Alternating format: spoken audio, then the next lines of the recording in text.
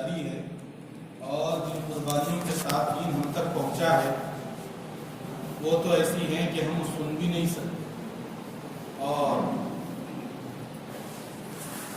ہم کو چونکہ رسم و رواج اور چند مشہور چیزوں کی عادت ہو گئی ہے، اس کی وجہ سے اکثر بیانات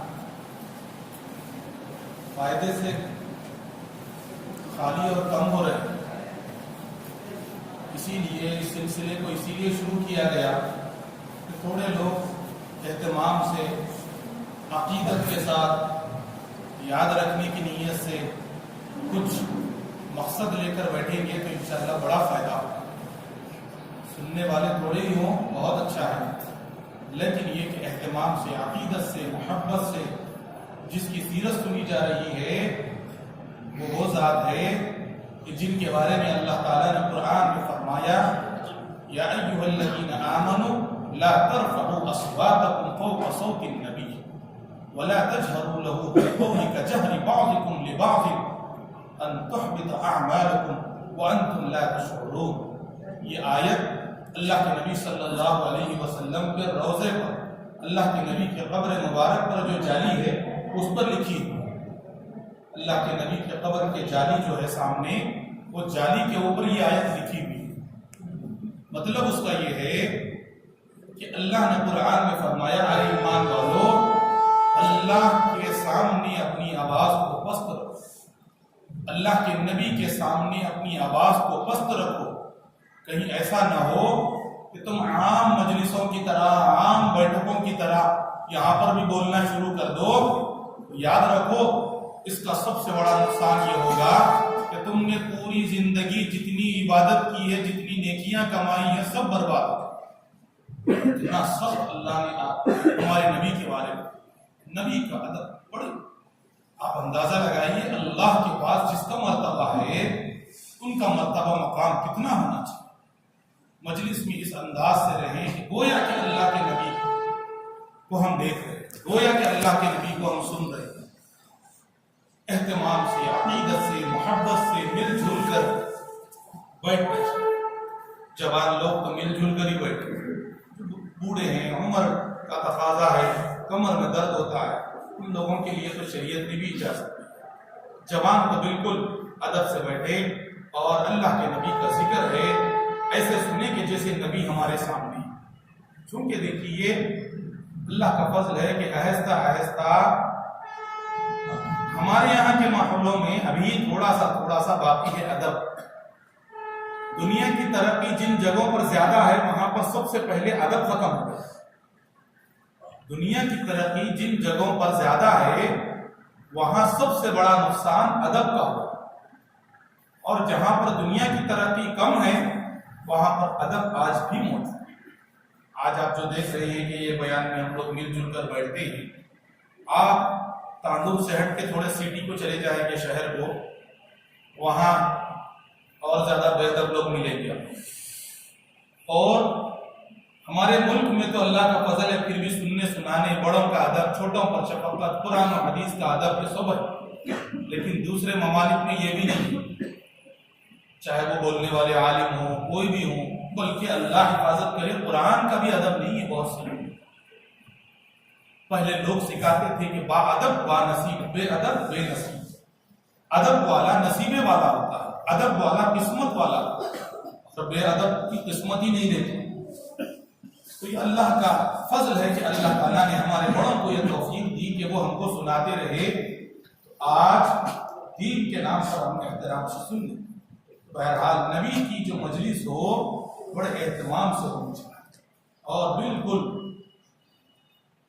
اس انداز سے سنیں کہ جیسے کہ ہم کئی سال سے طالب تھے، منتظر تھے، آج ہمیں سنایا جا رہا ہے۔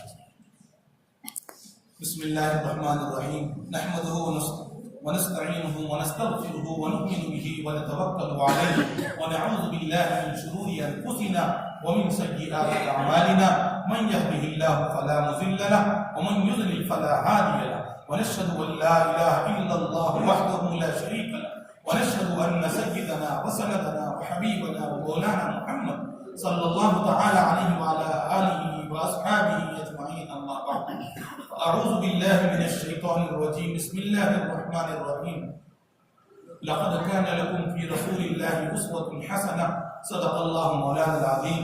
قال النبي صلى الله عليه وسلم: لا يؤمن أحدكم حتى أكون أحب إليه من والده وولده والناس أجمعين، أو كما قال النبي صلى الله عليه وسلم. بزرگوں، دوستوں، عزیز ساتھیوں، کل تک آپ نے اللہ کے نبی صلی اللہ علیہ وسلم کی تقریباً 48 سال تک کی زندگی کا مختصراً تذکرہ سنا کہ ہمارے نبی دین اسلام کی دعوت جب شروع کی تو اس وقت سے ہمارے نبی پر مصیبت اور پریشانیاں اور تکالیف کے پہاڑ ٹوٹ گئے. 40 سال تک تو ہمارے نبی ایک عام انسان کی طرح زندگی گزارتے تھے، تو سب لوگ ہمارے نبی کے پیر دھو کر پیتے، اتنی عزت. پیر دھو کر پیتے کا مطلب پیر دھو کر نہیں، مطلب یہ ہے کہ اتنی عزت کرتے کہ ان کے خاندان کے ہو یا کوئی بھی ہو، جب کبھی ہمارے نبی سے ملتے تو کبھی نام سے نہیں پکارتے تھے، ہمیشہ کہتے یا صالح، یا امین، یہ کہتے اے سچے، اے امانت دار. اللہ کے نبی صلی اللہ علیہ وسلم کی عقل اور ان کی سمجھ اور ان کی سوچ اور ان کی زندگی کے اخلاق سے اتنے متاثر تھے کہ پورے مکہ میں 40 سال تک کسی سے ہمارے نبی کا جھگڑا ثابت ہی نہیں، کسی سے. حالانکہ ہمارے نبی ایسے نہیں تھے کہ خالی مسجد میں بیٹھے ہوئے، نہیں، ہمارے نبی نے کاروبار بھی کیا، ہمارے نبی نے تجارت بھی کی، ہمارے نبی نے نوکری بھی کی، بکریاں چرائی، نبی نے نکاح بھی کیا، نبی کی اولاد بھی ہوئی، نبی نے شادیاں بھی کی، سب کچھ کیا جو ہم کرتے ہیں آج، بلکہ ہم سے کئی گنا زیادہ کیا سب کا. اور مکہ کے ایسے دیہاتی اور جاہل لوگوں کے بیچ میں زندگی گزاری کہ جن کو کھانا پینا بھی نہیں آتا، جن کو کپڑے پہننے کا سلیقہ بھی نہیں تھا عرب کے لوگوں. ایسے بدھو لوگوں کے درمیان میں ہمارے نبی نے 1-2 سال نہیں 40 سال تک زندگی گزاری. 40 سال میں ایک وقت بھی ایسا نہیں آیا کہ جس نے ہمارے نبی کے کیریکٹر پر انگلی اٹھائی. ایک وقت بھی ایسا نہیں، کسی بھی معنی پر، نہ معاشرتی زندگی میں، نہ معاملتی زندگی میں، نہ انفرادی زندگی میں، نہ اجتماعی زندگی میں، کچھ بھی نہیں. کسی نے بھی ہمارے نبی کی ایک شکایت بھی نہیں کی، نہ اس وقت ان کے خاندان والوں نے، نہ گاؤں والوں نے، نہ گھر والوں نے، نہ باہر والوں نے، کوئی بھی نہیں. ہر کوئی نبی کی تعریف کرتا، ہر ایک آدمی چاہے نبی سے اس کو واسطہ پڑے نہ پڑے، ہر ایک کہتا کہ یہ مکہ کا سب سے سچا آدمی. حالانکہ اس وقت تک ہمارے نبی نے اپنے نبی ہونے کا اعلان بھی نہیں کیا، عام انسان کی طرح رہتے. نبی ہونے کا اللہ نے ارادہ تو دنیا سے پہلے کر لیا تھا ہمارے نبی کے، لیکن اعلان ہمارے نبی سے نہیں کروایا. تقریباً اکثر بلکہ تمام انبیاء علیہ السلام کو اللہ تعالیٰ 40 سال کی عمر کے بعد ہی نبوت کے اعلان کا حکم دیتے ہیں، کیونکہ انسان کی عقل مکمل ہوتی ہے 40 سال کے بعد. اس سے پہلے انسان جوانی رہتا ہے اور اس میں ابھی عقل مکمل نہیں ہوتی تو انسان اس میں غلطی کر سکتا ہے زیادہ. لیکن ایک 40 سال کے بعد انسان اچھا برا، غم خوشی، رات دن اپنی زندگی، غیروں کی زندگی، انفرادی اجتماعی پوری زندگیوں کو دیکھ لیتا ہے تو پھر یوں سمجھ لو کہ ایک عقل اس کی مکمل ہو کر اس ٹکاؤ پر آ جاتی ہے کہ وہ اچانک کوئی غلطی نہیں کرتا. بھول چک سے کوئی غلطی ہو جائے وہ الگ بات. اسی لیے کہتے ہیں کہ بھائی بوڑھے لوگوں کی بات سنو کیونکہ وہ تجربے کار ہو. یہی وجہ ہے، چونکہ عمر کی وجہ سے جو تجربہ آنا ہے وہ عمر سے ہی آتا ہے، چاہے وہ کتنے بڑے پڑھے لکھے آدمی کیوں نہ ہو، بڑے سے بڑا عالم ہی کیوں نہ ہو، لیکن جب تک عمر 40 سال نہیں ہوتی اس وقت تک امکان ہے اس بات کا کہ اس کی عقل تو مکمل نہیں ہوئی. علم بہت ہوگا، بڑی بڑی کتابیں اس نے پڑھی ہوگی، لیکن ابھی عمر نہیں ہوئی تو اس عمر کی غلطی کا تو امکان ہے، عمر کی غلطی تو ہو سکتی. تو اللہ تعالیٰ نے ہمارے نبی سے بھی 40 سال کے بعد نبوت کا اعلان کروایا، تو 40 سال تک تو ہماری طرح ہی رہے ہمارے نبی، سب کیا ہم جو کرتے ہیں. یعنی ہماری جو ضرورتیں تھی ہیں وہ بھی ضرورتیں ہمارے نبی کی تھی، بلکہ ہمارے سے زیادہ ضرورتیں تھی، لیکن 40 سال تک ایک واقعہ بھی ایسا نہیں ہوا کہ جس نے ہمارے نبی پر انگلی اٹھائی ہو یا کوئی یہ کہہ سکتا ہو کہ بھائی وہ بھی کیا تھے، وہ بھی عام انسان تھے تو ہماری طرح غلطی کرے. نہیں، آپ تاریخ اٹھا کر دیکھیں سیرت کی. سیرت ایک ایسا باب ہے، ایک ایسا چیپٹر ہے کہ جس میں ہر مذہب کے لوگوں نے قلم اٹھایا. تاریخ، قرآن اور حدیث اس پہ تو خالی مسلمان ہی لکھتے ہیں، لیکن ہمارے نبی کی جو ہسٹری ہے، ہمارے نبی کی جو آٹوبایوگرافی ہے، جو سیرت ہے، یہ ایک ایسا باب ہے کہ جس میں ہر مذہب کے لوگوں نے قلم سے لکھنے کو اپنی عزت کے لیے بہت بڑا مقام سمجھا. حالانکہ وہ مسلمان نہیں تھے، لیکن انہوں نے دیکھا کہ جب ہم تاریخ لکھ رہے ہیں تو تاریخ کا یہ سب سے بلند شخصیت کہ جس کا نام لکھے بغیر یہ تاریخ مکمل نہیں ہو سکتی، تو انہوں نے ہمارے نبی کی تاریخ کو لکھا. بلکہ آج تو ایک ایسی سیرت چھپی ہے کہ جس میں 100 غیر مسلم لوگوں نے نبی کی سیرت کو لکھا. 100 ایسے مورخ ہیں کہ جنہوں نے اسلام قبول نہیں کیا، لیکن پوری ہمارے نبی کی ہسٹری انہوں نے لکھ دی. پڑوس ملک سے وہ کتاب چھپی ہے اور کوئی مذہب والا نہیں چھوٹا. عیسائیوں نے ہمارے نبی کی تاریخ لکھی، یہودیوں نے لکھی، ہندوؤں نے لکھی، ہر مذہب کے لوگوں نے ہمارے نبی کی تاریخ لکھی. لیکن آپ کسی کی تاریخ کو اٹھا کر نہیں دیکھیں گے تو کسی کی تاریخ میں یہ نہیں ملے گا کہ نبی کے اخلاق پر کسی نے انگلی اٹھائی. بس کوئی بد عقل، بد نصیب جس کو عقل بھی نہیں ہوتی، وہ اگر کوئی کسی بات کو غلط اچھال دے تو وہ اس کی غلطی ہے، ورنہ عمومی تاریخ لکھنے والے اہل علم چاہے وہ کسی مذہب سے تعلق رکھتے ہوں، ہمارے نبی کی کسی بات پر جو انہوں نے انگلی نہیں اٹھائی، چونکہ اللہ نے جس کے بارے میں یہ کہا تھا انک لعلی خلق عظیم، اے نبی آپ ڈریے مت، آپ اس اخلاق پر فائز ہیں، آپ اس پوزیشن پر ہیں جس پوزیشن پر آپ سے بڑھ کے کوئی نہیں جا سکتا. عام انسان تو انسان، نبی بھی اس مقام پر نہیں پہنچ سکتا جس مقام پر آپ کے کیریکٹر. اللہ نے خلق العظیم، اللہ کے نبی کو تسلی دی کہ آپ ڈریے مت. عام انسان تو آپ کے کیریکٹر کیا لاتا، آپ کے جیسے جو نبی دنیا میں آئے ان کے اخلاق بھی اتنے بلند نہیں تھے جتنے آپ کے اخلاق. یہ ہمارے نبی کی خصوصیت تھی. تو بہرحال 40 سال تک تو ایسے رہے. اس کے بعد جب اللہ کے نبی نے نبوت کا اعلان کیا اللہ کے حکم سے، تو کل آپ نے تفصیلی طور پر جتنا بھی ممکن ہو سکا تقریباً ہمارے نبی کے 12 سالہ تاریخ آپ نے سنی کہ جب اللہ کے نبی نے کوئی کاروباری جھگڑا نہیں، کوئی خاندانی جھگڑا نہیں، کوئی پیسوں کا جھگڑا نہیں، کوئی حسد نہیں، کوئی جلن نہیں، کوئی آپسی دشمنی نہیں، صرف ایک ہی وجہ تھی کہ جس نے ہمارے نبی کو 15 سال تک وہ تکلیف دی کہ جس تکلیف کا آپ تصور بھی نہیں کر سکتے. کوئی دشمنی، جیسے ہم کو کوئی دشمنی ہوتی ہے تو ہم پریشان ہوتے ہیں، کوئی ہمارا دشمن ہم کو کوئی لڑ رہا ہے، کوئی مار رہا ہے، کوئی ہمارے پیسے چھین رہا ہے، کوئی ہمارے خلاف زندگی ہمارے خلاف کیسز کر رہا ہے، تو ہم سوچتے ہیں کہ ہمارے دشمن بڑھ گئے. ایسی کوئی دشمنی ہمارے نبی کی نے 40 سال.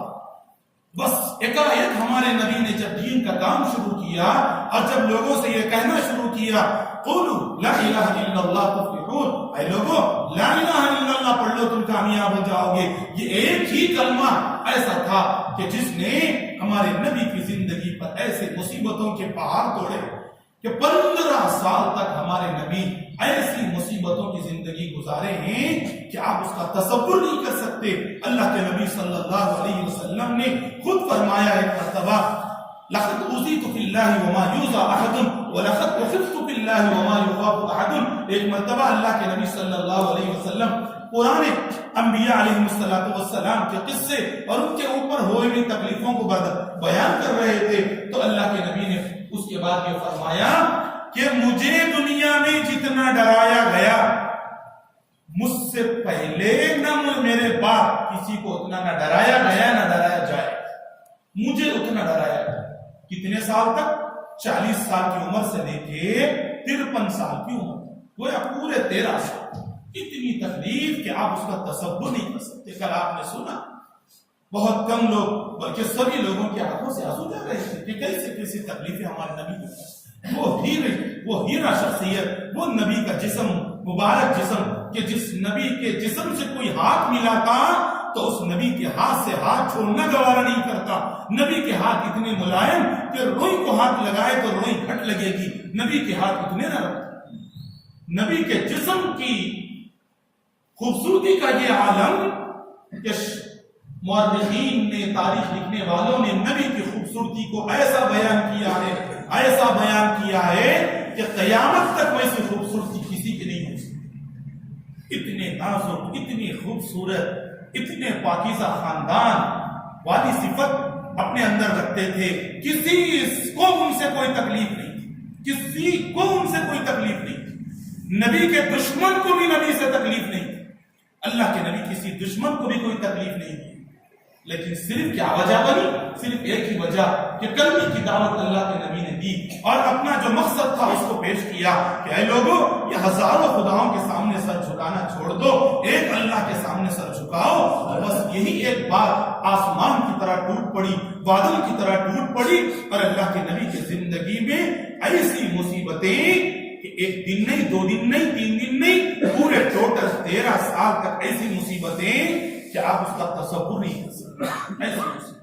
جس میں گھر قربان، بیوی بچے قربان، بچیاں یتیم ہو گئی، بچے جو ہے آخر میں جا کر اللہ کے نبی کے سامنے بیوہ ہو گئی بچیاں، اور ایسی ایسی قربانیاں کہ آپ کو اگر سنانا شروع کریں تو فجر ہو جائے گی. اللہ کے نبی کی قربانیاں ختم نہیں. امام بخاری رحمۃ اللہ علیہ نے اللہ کے نبی کا سیرت کا باب اتنا لمبا لکھا ہے کہ آپ اٹھا کر صرف بخاری شریف کی یا سیاستہ کی حدیثیں پڑھتے رہیں گے تو یقین مانیے فجر ہو جائے گی اللہ کے نبی کی 13 سال زندگی سننے کے بعد. بہرحال اللہ کے نبی صلی اللہ علیہ وسلم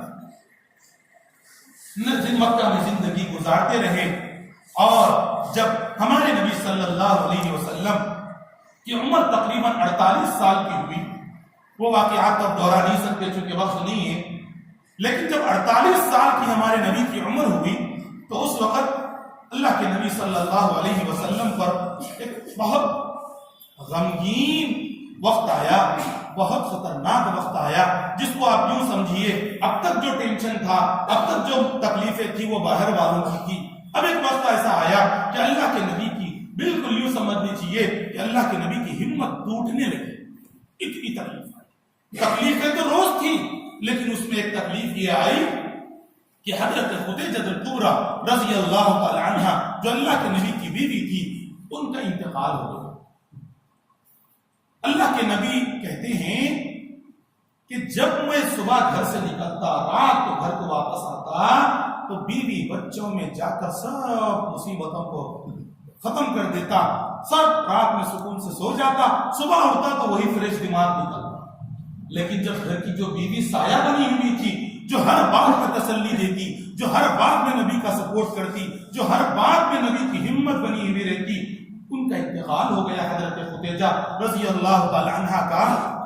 تو 3 انتقال ہو گیا. اللہ کے نبی اسی غم میں تھے کہ اسی کے 3 دن کے بعد جو چچا ہمارے نبی کو 8 سال کی عمر سے پالے تھے، وہ چچا کا بھی انتقال ہو. بس ایک ہی وقت میں 2-3 دن کا فرق. ادھر گھر میں اہلیہ کا انتقال، اور جو خاندان کے سب سے بڑے سپورٹر تھے، جو خاندان کے سب سے بڑے مددگار تھے، اگرچہ کہ وہ مسلمان نہیں تھے لیکن ہمارے نبی کی ہر قسم کی مدد وہ کرتے تھے، ان کا بھی انتقال ہو گیا. تو نبی اتنے غمگین ہوئے کہ اللہ کے نبی نے اس سال کا نام ہی رکھ دیا عام الحزن، یعنی غم کا سال. اللہ کے نبی پر وہ غم کا سال. اس کے بعد اللہ کے نبی نے دیکھا کہ اب مکہ میں تو مجھے کوئی بڑے مدد کرنے والے لوگ نہیں ہیں، گورنر، بادشاہ یا اس طرح کے بڑے ذمہ دار لوگ تو کوئی نہیں ہیں. تو اللہ کے نبی کے دماغ میں ایک بات آئی کہ مکہ والے تو اب کوئی بہت زیادہ مجھے سپورٹ نہیں کریں گے، ایسا کیوں نہ سوچا جائے کہ یہاں قریب میں جو لوگ ہیں ان کے پاس جا کر دین کی دعوت دیں گے، تاکہ وہاں کے اگر لوگ کوئی مسلمان ہو جائیں تو مجھے اور تھوڑی سی مدد ملے گی. تو اللہ کے نبی نے آس پاس سوچا تو طائف ایک مقام تھا جہاں پر بڑے سردار لوگ رہتے تھے، بڑے مالدار لوگ، علم والے لوگ، جن کی ہر جگہ بات مانی جاتی تھی، وہ لوگ رہتے تھے.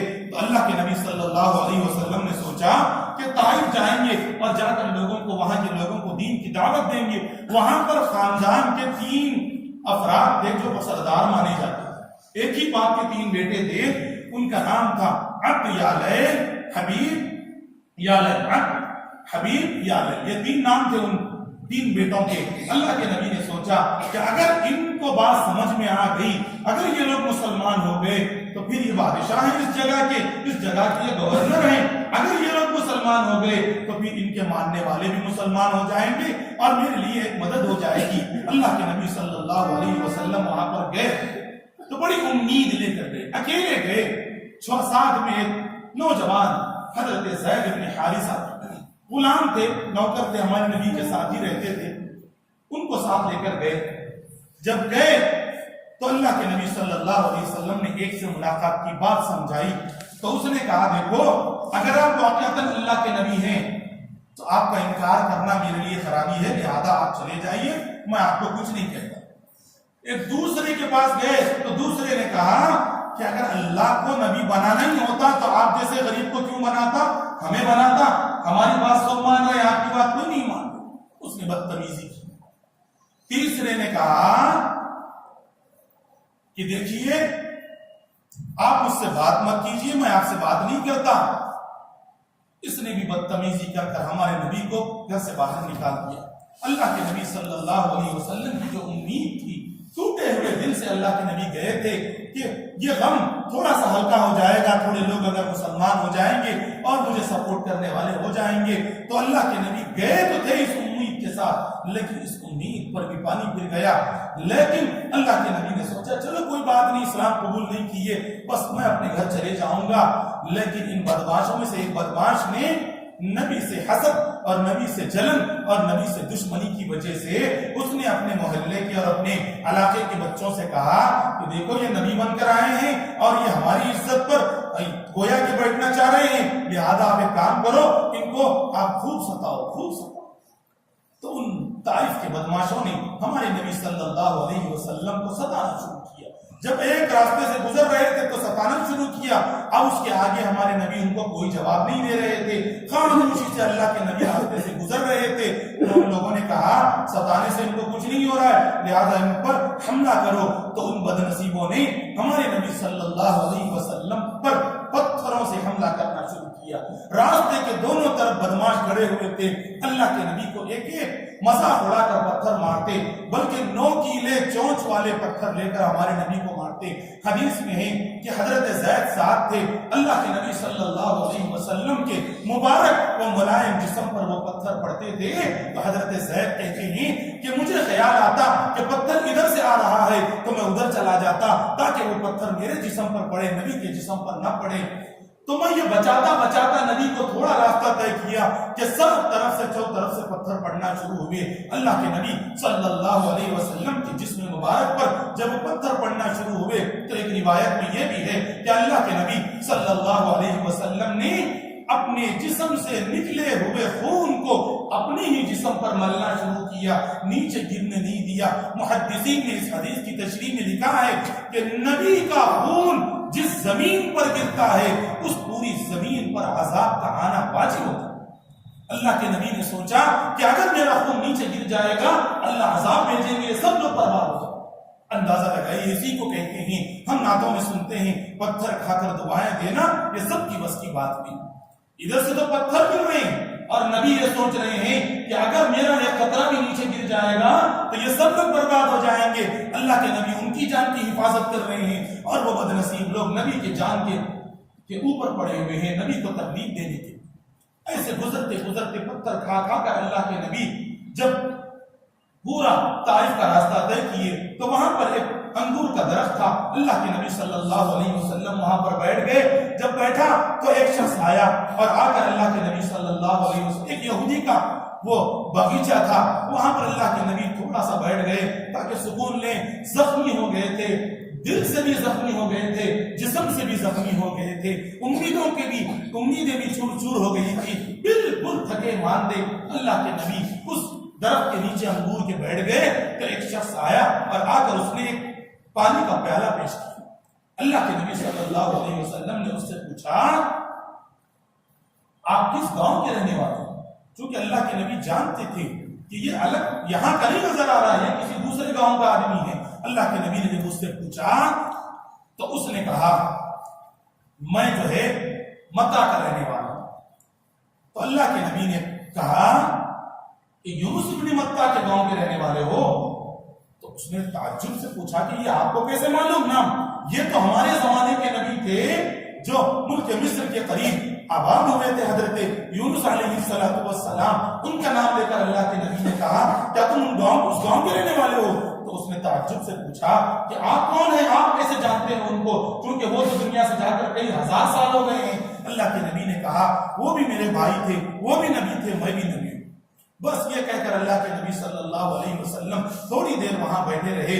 اسی اسنا میں اللہ کے نبی صلی اللہ علیہ وسلم کے پاس حضرت جبرائیل آئے اور اس گاؤں کے دونوں طرف دو پہاڑ تھے. اس پہاڑ کے ذمہ دار فرشتوں کو لے کر آئے اور آ کر اللہ کے نبی صلی اللہ علیہ وسلم سے کہا کہ اللہ کے نبی، اللہ نے ان دو فرشتوں کو بھیجا ہے، آپ کو جن بدنصیب لوگوں نے تکلیف دی ہے اللہ تعالیٰ ان فرشتوں کو بھیجے ہیں، بس آپ سے اجازت لینے کا حکم دیے ہیں کہ اگر آپ اجازت دیں تو یہ دو پہاڑوں کو ایسا دبا دیں گے کہ اس گاؤں میں رہنے والا ایک انسان بھی نہیں بچے.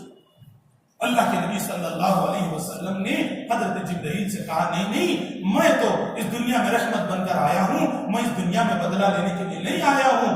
اگر میری بات یہ لوگ نہیں مانتے تو چھوڑ دو، کوئی بات نہیں، انہی کے خاندان میں سے کوئی تو کوئی مسلمان ہو جائے. اللہ کے نبی نے یہ کہا. مورخین نے لکھا ہے اسی طائف کے مقام سے محمد ابن قاسم پیدا ہوئے. کل ایک صاحب مجھ سے پوچھ رہے تھے کہ ہندوستان میں دین کہاں سے آیا؟ تو بہت سے لوگوں کو یہ خیال ہے کہ محمد ابن قاسم جنگ کے لیے آئے تھے تو وہاں سے دین آیا. حالانکہ ایسا نہیں ہے. محمد ابن قاسم سے پہلے ہی صحابہ جو تاجر تھے انہی کی برکت سے ہندوستان میں دین آیا. محمد ابن قاسم حجاج ابن یوسف کے بھانجے تھے. اس زمانے میں حجاج ابن یوسف کو یہ خبر پہنچی تھی کہ یہاں کے راجہ یہاں کی عورتوں پر بہت ظلم کر رہے ہیں. تو اس وقت حجاج ابن یوسف نے محمد ابن قاسم کو عورتوں کو ظلم سے رکانے کے واسطے محمد ابن قاسم کو بھیجے. حالانکہ پڑھانے والے تاریخ میں، غیروں کی لکھی ہوئی تاریخ میں یہ بتلاتے ہیں کہ محمد ابن قاسم آئے تھے ہندوستان میں تو پورے ہندوؤں کو مارے تھے، یہ کرے تھے. کوئی تاریخ صحیح نہیں ہے. آپ ہندوستان کی وہ تاریخ اٹھا کے دیکھیے جس کا نام تاریخ فرشتہ ہے، جس کو ہندوؤں نے بھی مانا ہے، جس کو اس ملک کے عیسائیوں نے بھی مانا ہے، جس کو اس ملک کے آریہ سماج کے لوگوں نے بھی مانا ہے. اس میں تاریخ لکھی ہوئی ہے کہ محمد بن قاسم اس ملک میں رحمت بن کر آئے تھے، لڑنے جھگڑنے کے لیے نہیں آئے تھے، عورتوں کے ظلم کو روکنے کے لیے آئے. بہرحال اللہ کے نبی کی وہ دعا کام آئی. محمد بن قاسم اسی طائف کے مقام سے پیدا ہوئے.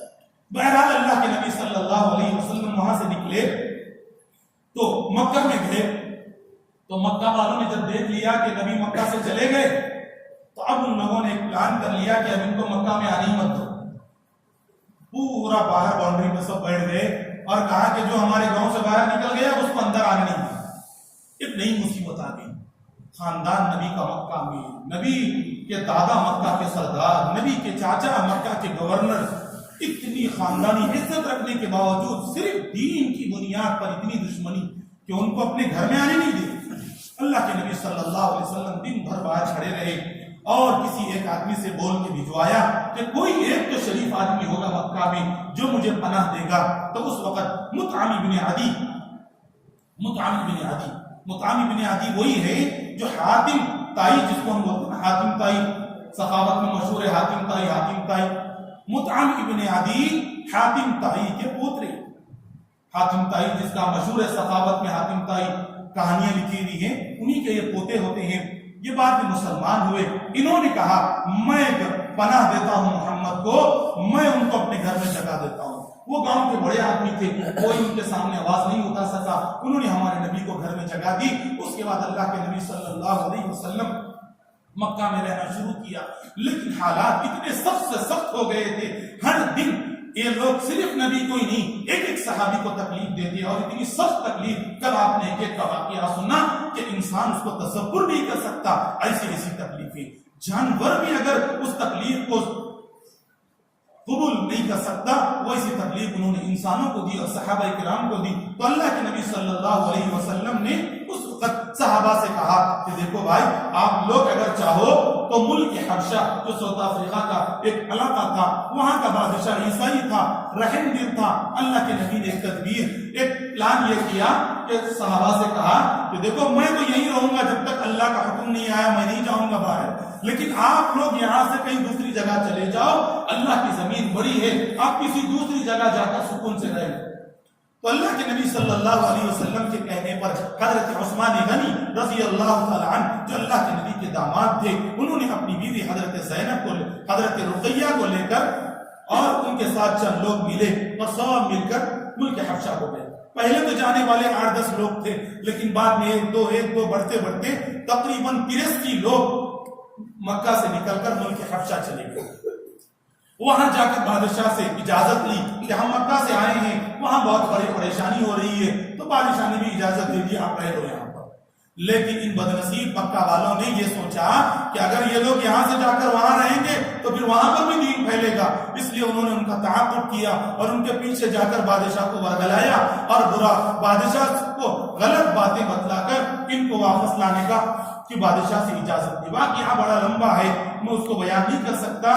بہرحال بادشاہ نے ان کی بات بھی سنی۔ اللہ کے نبی کے چچیرے بھائی تھے حضرت جعفر طیار رضی اللہ عنہ، انہوں نے بادشاہ کے سامنے کہا کہ دیکھو یہ مکہ والے جو کہہ رہے ہیں ہمارے بارے میں، یہ سب جھوٹ ہے، ہم لوگ پکے سچے مسلمان ہیں، ہم اللہ کے نبی کو ماننے والے ہیں۔ تو بادشاہ نے مکہ سے آئے ہوئے کافروں کو کہا کہ تم ان کو لے کے نہیں جا سکتے، تم واپس چلے جاؤ۔ پھر دوسرے دن انہوں نے دوسرا فیصلہ بدلا۔ دوسرے دن آ کر انہوں نے کہا کہ چونکہ بادشاہ عیسائی تھا تو انہوں نے کہا بادشاہ سے آ کر کہ دیکھو یہ آپ کے نبی عیسیٰ علیہ السلام کو بھی غلط بولتے ہیں، یعنی بادشاہ کو غلط بول کر یہ بتلانے کے واسطے کہ بادشاہ غصے میں آئے گا تو ان کو باہر نکال دے گا۔ تو بادشاہ نے کہا چلو اچھی بات ہے، ان کو بلاؤ۔ تو حضرت جعفر طیار رضی اللہ تعالیٰ عنہ اس 80-85 لوگوں کے لیڈر تھے، ان کو بلایا گیا۔ تو ایک طرف مکہ سے آئے ہوئے کافر تھے، ایک طرف حضرت جعفر اور مسلمان صحابہ کرام تھے۔ حضرت جعفر سے بادشاہ حبشہ کے بادشاہ نے، نجاشی نے پوچھا کہ آپ کے بارے میں یہ لوگ یہ کہتے ہیں کہ آپ عیسیٰ علیہ السلام کے بارے میں برا کہتے ہو۔ تو انہوں نے کہا نہیں واللہ، ہم عیسیٰ علیہ السلام کے بارے میں کچھ برا نہیں کہتے، ہمارا عقیدہ تو یہ ہے کہ عیسیٰ علیہ السلام اللہ کے نبی ہیں، اللہ کی روح ہیں، اللہ نے اپنی پھونک سے، فرشتے کے ذریعے سے پھونک دے کر ہوا، اپنی پھونک کے ذریعے سے اللہ نے ان کو پیدا کیا ہے۔ بہرحال حضرت عیسیٰ علیہ السلام کی جو حقائق جو قرآن اور حدیث میں تھی انہوں نے بیان کیا۔ تو نجاشی بادشاہ نے کہا اللہ کی قسم، ابن عیسیٰ کی، ابن مسیح کی قسم، عیسیٰ علیہ السلام ایسے ہی تھے، ایک دن کا برابر ان کی تبدیلی نہیں تھی، یہ جیسے کہہ رہے ویسے ہی۔ اب کافروں نے دیکھا کہ اب ہماری دال نہیں گل رہی ہے تو واپس چلے گئے۔ لیکن تھوڑے دن کے بعد مکہ سے کسی آدمی نے غلط خبر دے دی کہ مکہ میں جو ہے مسلمانوں کا کنٹرول ہو گیا، مسلمان اب پاور میں آ گئے، تو پورے لوگ حبشہ سے واپس آ گئے۔ لیکن جب آئے مکہ تو دیکھا کہ یہاں تو جیسا کا ویسا معاملہ ہے، ظلم ہی ظلم ہے۔ تو جب آ گئے تو پھر پھنس گئے۔ اللہ کے نبی صلی اللہ علیہ وسلم اسی دوران حج کا موقع آیا تو اللہ کے نبی صلی اللہ علیہ وسلم حج کے دنوں میں یہ کام کرتے کہ اپنا حج کر لیتے اور باہر سے آئے ہوئے لوگوں کو رات میں جا کر ایک ایک کو دین کی بات سمجھاتے۔ رات میں لوگ جب سو جاتے تو جو ہوشیار رہتے تو ان کو بتلاتے دین کی بات، دین سمجھاتے۔ ایسے ہی روزانہ کرتے۔ ایک مرتبہ ایسا ہوا کہ مدینہ سے چند لوگ آئے تھے، اللہ کے نبی صلی اللہ علیہ وسلم ان کے پاس گئے۔ عقبہ ایک پہاڑی کا نام ہے، وہاں پر وہ لوگ سوئے ہوئے تھے، ابھی سوئے نہیں تھے، سونے کا انتظار کر رہے تھے اور وہ اپنے بچھانے کا انتظام کر رہے تھے۔ اللہ کے نبی صلی اللہ علیہ وسلم ان کے پاس پہنچے اور ان کو دین کی دعوت دی اور ان کو دین سمجھایا۔ تو ان لوگوں کو اللہ کے نبی کی بات بڑی پسند آ گئی۔ ان میں سے 6 لوگوں نے اسلام قبول کر لیا۔ مدینہ میں سب سے پہلے اسلام پہنچا اس طریقے سے کہ وہ حج کو آئے تھے تو اللہ کے نبی نے ان کو دین کی دعوت دی تو 6 لوگوں نے اسلام قبول کر لیا۔ اور اسلام قبول کرنے کے بعد انہوں نے نبی کے ہاتھ پر بیعت کی، اسی کو بیعت عقبہ کہتے ہیں، یعنی عقبہ ایک پہاڑی کا نام ہے جس پر بیٹھ کر ان لوگوں نے بیعت عقبہ اولا اس کو کہتے ہیں۔ اور اللہ کے نبی کے ہاتھ پر بیعت کر ان لوگوں نے یہ کہا، بیعت کا مطلب ہاتھ میں ہاتھ دے کر کسی چیز کا وعدہ کرنا۔ اللہ کے نبی کے ہاتھ میں ہاتھ دے کر انہوں نے وعدہ کیا کہ اللہ کے نبی آپ سے جو باتیں ہم نے سنی ہیں ہم اپنے گاؤں والوں کو بھی سمجھائیں گے اور آئندہ سال ان کو بھی حج میں ہم ساتھ لائیں گے۔ اللہ کے نبی صلی اللہ علیہ وسلم نے ان کو بات سمجھا کر مدینہ بھجوا دیا۔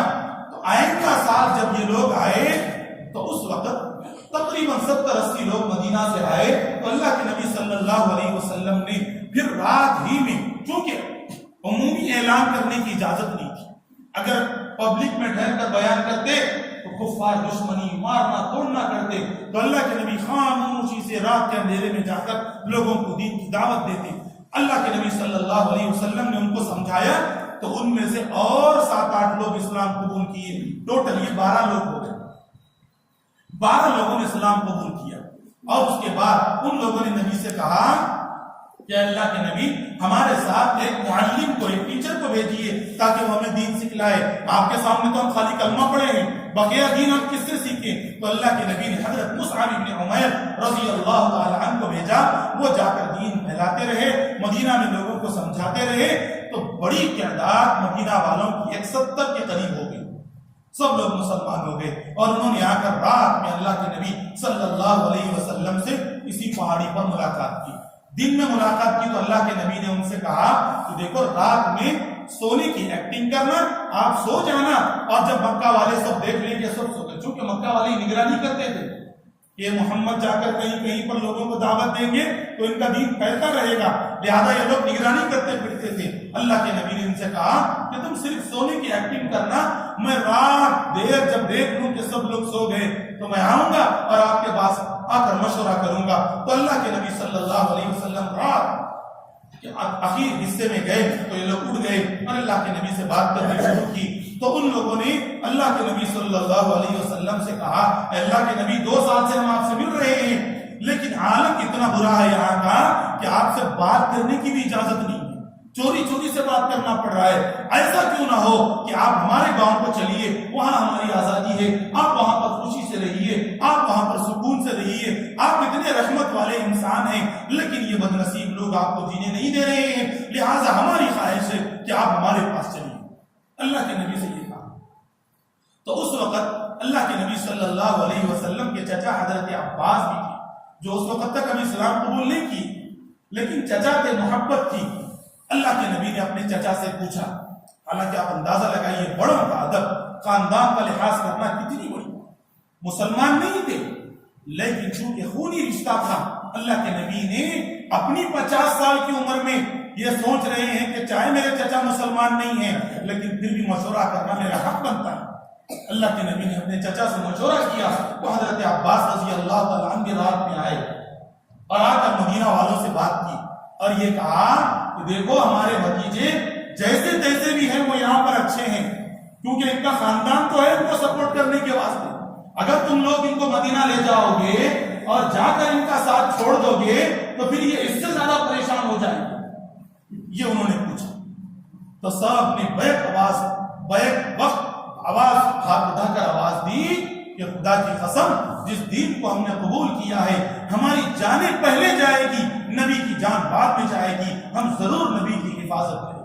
انہوں نے یہ کہا، جب یہ کہا تو حضرت عباس نے سمجھ لیا کہ ان کی عقیدت، ان کی محبت پکی ہے، یہ یقیناً اپنی جان پر کھیل کر نبی کی حفاظت کریں گے، تو کہا اب تم لے جاؤ میرے بھتیجے کو، میں اگرچہ کہ مسلمان نہیں ہوں لیکن اس کے باوجود میرے بھتیجے کی جان کی حفاظت کرنا یہ میری ذمہ داری ہے، اب میں ان کو آپ کی ذمہ داری میں دیتا ہوں۔ اس کے تھوڑی دیر کے بعد حضرت سعد بن وقاص رضی اللہ عنہ جو مدینہ کے گروپ کے لیڈر تھے، انہوں نے اٹھ کر پوچھا کہ اللہ کے نبی ہم تو اپنی جان پر کھیل کر آپ کو لے کے جا رہے ہیں، ہم تو اپنی جان کی قربانی دے کر آپ کو لے جا رہے ہیں، لیکن کہیں ایسا نہ ہو کہ بعد میں آپ کے مکہ والے آپ سے مل جائیں تو آپ ہمارا ساتھ چھوڑ دیں گے تو ہم کیا کریں گے، ہم پریشان ہو جائیں گے۔ تو اللہ کے نبی صلی اللہ علیہ وسلم نے اس وقت جو جملہ کہا وہ انصار اور مدینہ والوں کے لیے جنت سے زیادہ بڑی خوشخبری تھی۔ اللہ کے نبی نے کہا، اے انصار تمہارا خون میرا خون ہے، تمہاری جان میری جان ہے، میں تم میں سے ہوں اور تم مجھ سے۔ یہ اس وقت اللہ کے نبی نے کہا کہ جس طرح تمہارے جسم میں خون ہے وہ میرا خون ہے، یعنی نبی کے خاندان سے زیادہ عزت دی انصار کو۔ جب ایک صحابہ نے یہ سنا تو جو اس سے نعرہ لگا کر کہا کہ اب تو آپ ہمارے ساتھ چلیے، آپ کا بات بھی کوئی بیگا نہیں کر سکتا۔ بس یہ بات ہو گئی۔ اللہ کے نبی نے کہا دیکھو ہماری بات تو ہو گئی، لیکن میں کوئی کام اللہ کے حکم کے بغیر نہیں کرتا، لہٰذا اب آپ کچھ دے جاؤ، میں اس وقت تک نہیں آ سکتا جب تک اللہ مجھے اجازت نہ دے۔ تو اللہ کے نبی صلی اللہ علیہ وسلم نے ان کو تو بھیجا دیا مدینہ۔ اب مدینہ والوں کو یہ کہا کہ مجھے یقین ہے کہ تھوڑے دن میں اللہ کا حکم آئے گا تو میں مکہ سے مدینہ آ جاؤں گا۔ تو بس صحابہ خوشی خوشی چلے گئے، اور اللہ کے نبی صلی اللہ علیہ وسلم نے آہستہ آہستہ دوسرے صحابہ سے کہا مکہ میں کہ آپ لوگ بھی یہاں سے مدینہ چلے جاؤ، یہاں پر اب اس سے زیادہ تم لوگ خوش نہیں رہ سکتے۔ اللہ کے نبی نے جس کو کہا، آہستہ آہستہ دو کر رات کے اندھیرے میں سب لوگ مکہ سے مدینہ ہجرت کرنے لگے۔ یہ سلسلہ تقریباً 1 سال تک چلتا رہا، 2-4 میل کے مکہ سے مدینہ جاتے رہے۔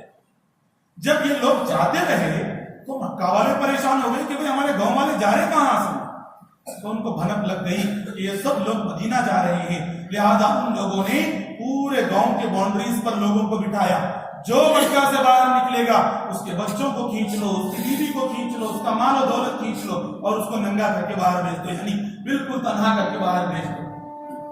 اور ایک ڈبل مصیبت آ گئی۔ اور اس کے بعد ان لوگوں نے یہ کہا، مکہ کے کافروں نے یہ بات طے کی کہ اب آہستہ آہستہ کر کے نبی بھی وہاں چلے جائیں گے تو پھر ہمارے ہاتھ سے تو بات نکل جائے گی، لہذا کچھ تو مشورہ کرنا پڑے گا۔ تو اس وقت عتبہ ابن ابی معیط، عتیبہ ابن معیط، اس کا ایک گھر تھا جس کو دار الندوہ کہتے تھے، یعنی میٹنگ ہال۔ اس زمانے میں اس کا گھر میٹنگ ہال تھا۔ تو اس جگہ پر اس نے پورے مکہ کے کافروں کو بلا کے جمع کیا اور اس نے مشورہ کیا کہ دیکھو اب تو بات ہمارے ہاتھ سے بھی نکل رہی ہے، چونکہ یہ لوگ تو اب یہاں ہم ستا رہے ہیں، تو لہٰذا یہ لوگ مکہ سے مدینہ جا رہے ہیں اور ہم مدینہ جا کے تو ان کو مار نہیں سکتے، لہٰذا ابھی کچھ کر لو۔ تو سب نے کہا، کسی نے کہا کہ بھائی نبی کو جو ہے ہاتھ اور پیر میں رسیاں ڈال کے بند کے ان کے گھر میں بند کر دو، ان سے کوئی ملے نہیں، ایسا کوئی پابندی لگا دو۔ کسی نے کچھ کہا، کسی نے کچھ کہا۔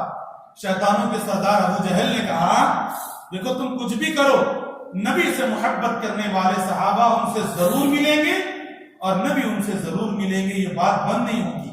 اگر تم کو کچھ کرنا ہے تو بس یہ معاملہ ہی ختم کر دو، نبی ہی کو شہید کر دو۔ اگر وہ زندہ نہیں رہیں گے تو قصہ ختم ہوگا، اگر وہ زندہ ہیں تو کہیں پر بھی رہیں گے تو ان سے محبت کرنے والے لوگ ضرور ان سے ملیں گے۔ اس نے کہا کہ میں دنیا کے بڑے بڑے بادشاہوں کے پاس گیا ہوں، لیکن میں کسی بادشاہ کا احترام کرنے والے لوگوں کو، ایسے لوگوں کو کسی کو نہیں دیکھا جیسے نبی کے ماننے والے لوگ ان کا احترام کرتے ہیں۔ یہ لوگ تو ان کے تھوک کو بھی لے کر چاٹ لیتے ہیں، یہ لوگ تو ان کے پسینے کو عطر سمجھتے ہیں، یہ لوگ ان کے پیشاب کو لے کر بھی احترام کی عزت سے دیکھتے ہیں، نظر سے دیکھتے ہیں، یہ لوگ ان کے لیے اپنی جان دیں گے۔ تم کو اگر کرنا ہی ہے تو پھر ایک ہی کام کرو کہ نبی کا قصہ ہی ختم کر دو۔ تو سب کو یہ بات سمجھ میں آئی، لیکن سب نے سوچا کہ بھئی نبی کا قصہ ختم کرنا تھوڑی آسان ہے، کیونکہ ان کا جو خاندان تھا وہ بھی پاورفل تھا۔ تو اسی بد نصیب نے یہ مشورہ کیا کہ ایک کام کرو، مکہ کے جتنے خاندان ہیں ہر خاندان سے ایک ایک آدمی کو لو، سب تلواریں لے کر ان کے گھر کا گھیراؤ کرو، چونکہ جب نبی کا قصہ ختم ہوگا تو ان کے خاندان کے لوگ بدلہ لینا چاہیں گے، کتنے خاندان سے لیں گے؟ ایک آدمی مارا تو اس سے بدلہ لیں گے، پورے گاؤں والوں سے وہ کیسے لڑ سکیں گے؟ تو سب کو یہ مشورہ اچھا سمجھ میں آیا، تو ان لوگوں نے اپنے خاندان اور اپنے گھر کے ایک ایک جوان کو ننگی زہر میں بجھی ہوئی تلوار دے کر اللہ کے نبی صلی اللہ علیہ وسلم کے گھر کے پاس کھڑا کیا۔ رات کا موقع تھا، اللہ کے نبی کو بھی اس کا علم اللہ نے وحی سے بتلا دیا تھا کہ اللہ کے نبی اب معاملہ بہت سخت ہونے والا ہے۔ اس وقت تک مکہ کے اکثر صحابہ کرام مدینہ چلے جا چکے ہیں، صرف مشہور لوگوں میں حضرت ابوبکر صدیق رضی اللہ تعالی عنہ اور حضرت علی موجود تھے، یہ دونوں موجود تھے، بقیہ چھوٹے چھوٹے صحابہ جو کمزور تھے وہ موجود تھے۔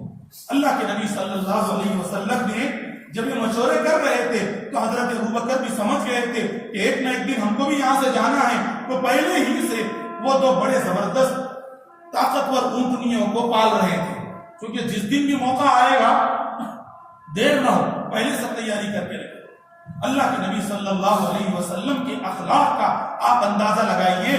جو مکہ والے نبی کے جان لینے کے لیے رات بھر میٹنگ کر رہے تھے، ان کا نبی پر اتنا بھروسہ تھا کہ اپنی پوری امانتیں، اپنے پورے پیسے نبی کے پاس رکھتے تھے. جان کے دشمن، ان کو یہ اندازہ تھا کہ ہم تو نبی سے دشمنی ہیں، لیکن اگر ہماری امانت کہیں پر سیف رہ سکتی ہے تو وہ ایک ہی شخص سے مقصد. تو جو جان لینے والے دشمن تھے، ان کے 100 پیسے کہاں پر رکھے ہوئے تھے؟ ہمارے نبی کے پاس. اللہ کے نبی نے رات میں حضرت علی سے کہا کہ دیکھو پورے مکہ والے رات میں یہ کام کرنے والے ہیں، میرے اوپر جان لیوا حملہ کرنے والے ہیں، اور انہی کے پیسے میرے پاس رکھے ہوئے. اگر ہم ہوتے تو کیا سوچتے؟ یہ تو ہماری جان اور ہمارا سر کاٹنے والے ہیں، ان کے پیسے ہم نہیں دیے، ہم ان کے پیسے تو ڈبا دیں گے. ہم یہ سوچتے. اللہ کے نبی، جو نبی کے جان کے دشمن، اللہ ان کے پیسوں کے محافظ، اللہ کے نبی ان کے پیسوں کی حفاظت کرنے. اللہ کے نبی نے حضرت علی سے کہا کہ رات میں میرے بستر پر آپ سو جاؤ اور یہ پورے پیسے رکھ کے سو جاؤ. صبح جب اٹھو تو یہ پورے پیسے ہر ایک کو جس کو ہونا دینا ہے سب دے دو، تو ہماری امانت تو پوری ہو جائے گی. کہیں پوری زندگی میں نبی کو بولنے کے لیے ایک موقع بھی نہ ملے کہ کہیں مکہ والے یہ نہ کہیں کہ نبی ہمارے پیسے لے کے بھاگ گئے. یہ بھی موقع نبی نے نہیں دیا. اپنی جان پر کھیل کر اپنی زندگی اور اپنی عزت پر ایک ایک دھبا آنے نہیں دیا ہمارے نبی نے. ایسی عزت کی حفاظت. اللہ کے نبی صلی اللہ علیہ وسلم نے حضرت علی سے یہ کہہ دیا.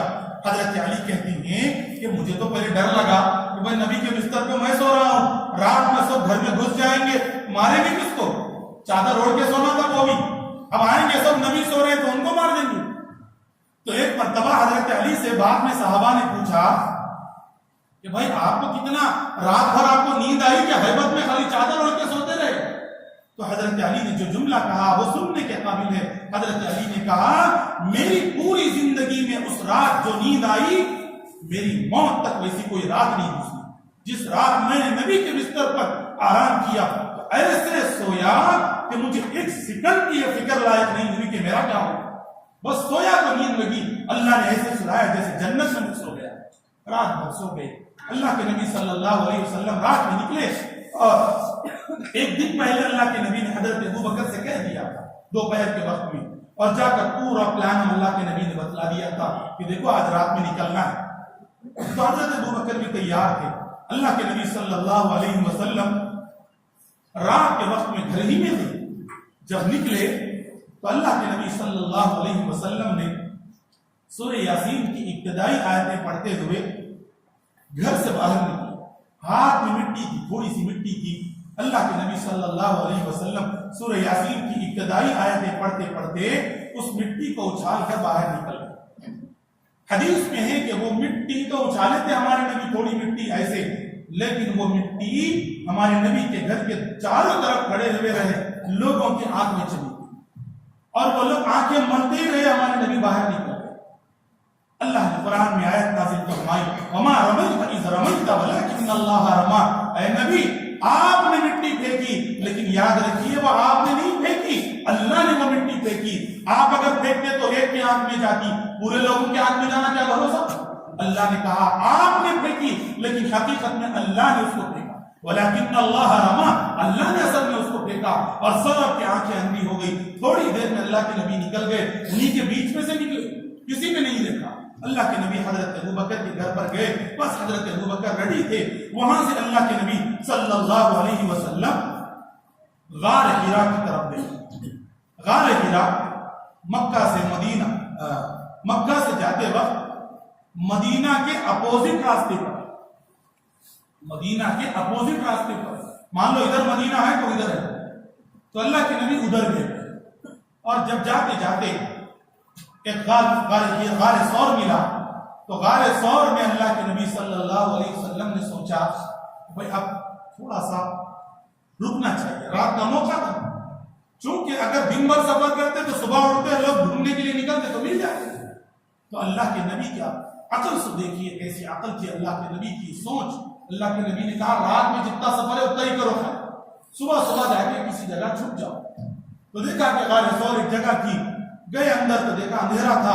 اللہ کے نبی کے ساتھ حضرت ابوبکر تھے، وہ گئے اور اپنے ہاتھ سے پورا اندر غار کہتے ہیں پہاڑ کے اندر ایک سوراخ ہوتی ہے کمرے کی طرح، اس میں گئے حضرت ابوبکر، پورے گھر اندر کے سوراخ کو صاف کیا اور اپنے چادر کی چندیاں بنا بنا کر اس سوراخ میں ٹوچتے رہے، جہاں جہاں اس سوراخ میں اس غار میں سوراخیں تھی اس کا منہ بند کرتے رہے کہ اندر سے کوئی سانپ نہ آ جائے، اندر سے کوئی زہریلی چیز نہ نکلے، سب سوراخوں کو بند کیا اور اللہ کے نبی کو بلایا اور وہاں پر سلا دیا۔ اللہ کے نبی صلی اللہ علیہ وسلم کہتے ہیں کہ اللہ کے نبی تھوڑا سا سو گئے، تھکے ماندے تھے، حضرت ابوبکر نے اپنے ران پر اللہ کے نبی کا سر رکھا، اللہ کے نبی سوتے رہے اور حضرت ابوبکر ٹیک لگا کر بیٹھے۔ پورے سوراخوں میں ایک سوراخ کھلی تھی کیونکہ کپڑا بھی ختم ہو گیا تھا پہنچنے کے واسطے، تو حضرت ابوبکر نے اپنا پیر وہاں پر لگا دیا کہ کوئی چیز اندر سے باہر نہ آئے۔ اندر سے اسی سوراخ سے ایک زہریلا سانپ نکلا اور حضرت ابوبکر کے پیر کو ڈس دیا۔ حضرت ابوبکر سوچ رہے تھے کہ اگر میں پیر ہٹاؤں تو وہ سانپ باہر نکلے گا، کہیں نبی کو بھی نہ ڈس لے، اسی لیے وہ وہیں پر پیر کو رکھتے رہے اور سانپ کے ڈسنے کی درد کو برداشت کرتے۔ لیکن درد کتنا برداشت کرتے؟ جب برداشت کرتے کرتے حد ہو گئی تو آنکھوں سے آنسو نکلنا شروع ہوئے درد کی وجہ سے۔ آنسو جب نکلے گرم گرم تو نبی یہیں پر سوئے ہوئے تھے ران پر، تو آنسو نبی کے چہرے پر کیے۔ اللہ کے نبی اٹھے تو پوچھا ابوبکر کیا ہوا، کیوں رو رہے ہو؟ تو کہا اللہ کے نبی یہاں سے سانپ ڈس رہا ہے اور صرف آپ کی حفاظت اور یہ سوچ کر کہ میں تھوڑا سا ہلوں گا تو آپ کی نیند خراب ہو جائے گی، میں نے برداشت کر لیا سانپ کے ڈسنے کو۔ اللہ کے نبی نے کہا ابوبکر مجھے کیوں نہیں اٹھائے، اگر اٹھاتے تو آپ بھی بچ جاتے۔ اس کے بعد اللہ کے نبی صلی اللہ علیہ وسلم نے اپنا خوب لعاب مبارک اپنے زبان سے نکالا اور حضرت ابوبکر کے پیر کو لگا دیا۔ بس ایک ہی سیکنڈ میں حضرت ابوبکر کا زہر ختم ہو گیا۔ اس کے بعد حضرت ابوبکر وہیں پر بیٹھے رہے، 3 دن حضرت ابوبکر وہاں پر رہے غار ثور۔ اب 3 دن کھانا پینا کیسے، اور نبی کا سسٹم دیکھیے ذہانت۔ اللہ کے نبی نے اپنے سفر کو کسی کو نہیں بتلایا تھا سوائے حضرت ابوبکر، کسی کو نہیں بتلایا، حضرت علی کو بھی نہیں بتلایا تھا کہ میں کہاں سے جا رہا ہوں، خاموشی سے سفر کر رہے تھے۔ حضرت ابوبکر کو بتلایا تو حضرت ابوبکر ایسے رفیق تھے کہ انہوں نے پہلے سے ہی پورا نظام سیٹ کر دیا تھا۔ انہوں نے اپنی بیٹی حضرت اسما جو حضرت عائشہ صدیقہ رضی اللہ عنہا کی بڑی بہن ہے، ان سے کہا دیکھو ہم ایک جگہ پر رکنے والے ہیں اور وہاں پر 3 ٹائم کا کھانا ہم کو ملنا ہے۔ تو کیا کیا، ان کے بیٹے حضرت عبداللہ تھے، ان کے بیٹے کو کہا کہ تم بکریاں لے کر دن بھر اسی غار کے آس پاس میں چلاتے رہنا تاکہ کسی کو معلوم بھی نہ ہو، اور رات میں اسی بکریوں کا دودھ نکال کے لا کے غار میں ہم کو دے دینا، اور دن میں جا کر پورے مکہ میں گھومتے رہنا کہ وہاں کیا پلاننگ چل رہی ہے وہ بھی معلوم ہو۔ تو یہ قاصد بھی تھے، توشہ پہنچانے والے بھی، تو سب یہی 3 دن تک یہ نظام چلتا رہا۔ بہرحال بہت تفصیلی واقعات ہیں، ایک ایک بات پر اگر آپ بات کریں گے صحابہ کی محبت اور صحابہ کی زندگی تو یقین مانیے رات نکل جائے۔ حضرت نظام سرکار جو تھے ہمارے، ان کے عجیب حال تھا کہ وہ ربیع الاول میں جلسہ رکھتے یہاں ہمارے نظام سرکار حیدرآباد، اور وہ جو بڑی مسجد ہے کیا کہتے ہیں اس کو، باغ اما کی، نامپلی کے پاس آگے جائیں گے تو باغ اما کی بڑی مسجد ہے، اس مسجد میں رکھتے تھے۔ اس مسجد کے جلسے کا یہ عالم ہوتا ہے کہ پورا حیدرآباد رات میں جلسے میں رہتا اور بڑے بڑے پورے ہندوستان کے علماء کو بلاتی ہے۔ عشاء میں بیان شروع ہوتا، فجر میں ختم، پورے سیرت النبی کے جلسے ہوتے اور ایسی سیرت ایسی تاریخ۔ علامہ شبیر عثمانی رحمۃ اللہ علیہ بھی اس جلسے میں آئے، بڑے زبردست۔ یعنی میں یہ بتلانا چاہ رہا ہوں کہ اگر سننے بیٹھو تو رات بھی آپ سنتے سنتے رہ جائیں گے، ہم سناتے سناتے رہ جائیں گے۔ بہرحال اللہ کے نبی صلی اللہ علیہ وسلم غار ثور میں 3 دن رہے۔ جب یہ محسوس ہوا کہ ڈھونڈنے والے ڈھونڈ ڈھونڈ کے تھک گئے ہوں گے، اور سے زیادہ کیا ڈھونڈیں گے، 3 دن ہو گئے، تو بس وہاں پہ بھی عجیب عجیب واقعات ہیں، میں مختصر کر رہا ہوں کہ اللہ کے نبی نے 3 دن کے بعد کہا ابوبکر اب چلنا ہے، اور مکہ سے مدینہ جانا تھا تو راستہ بتلانے والا بھی ہونا تھا، کیونکہ راستہ نہیں معلوم تھا، تو ایک گائیڈ کو بھی ساتھ لے گیا، حضرت ابوبکر، اللہ کے نبی اور ایک گائیڈ ساتھ میں تھا، ایک راستہ بتانے والا۔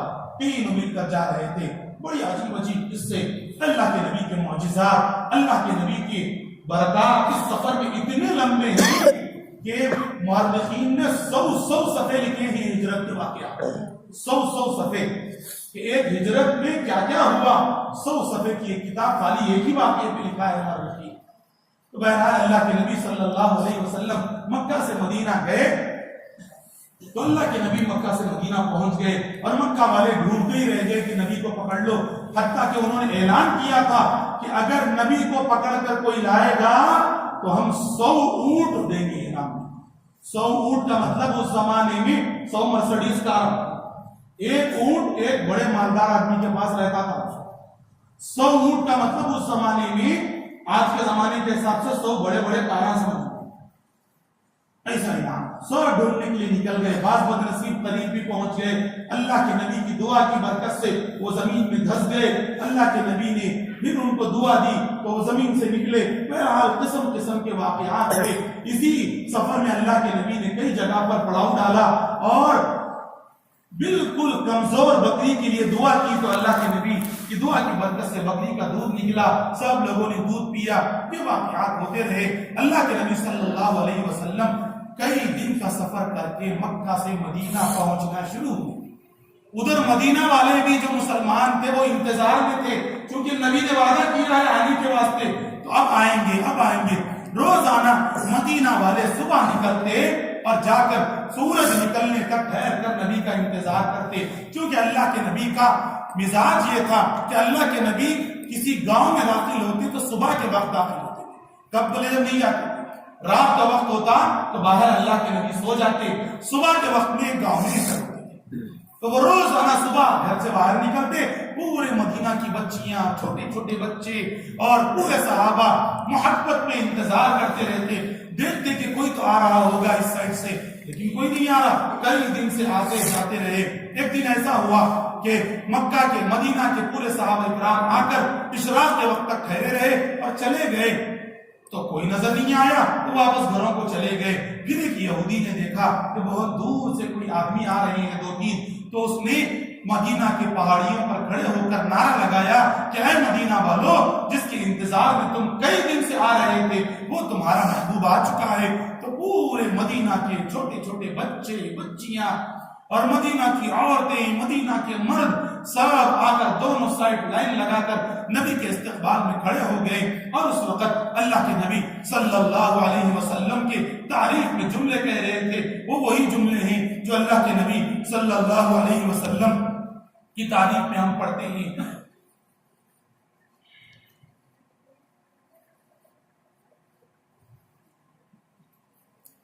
تو بہرحال مدینہ کی بچیاں یہ نعتیں پڑھ رہی تھی، نظمیں گا رہی تھی، نبی کا استقبال کر رہی تھی۔ اللہ کے نبی صلی اللہ علیہ وسلم استقبال کے ساتھ ساتھ مدینہ میں داخل ہوئے۔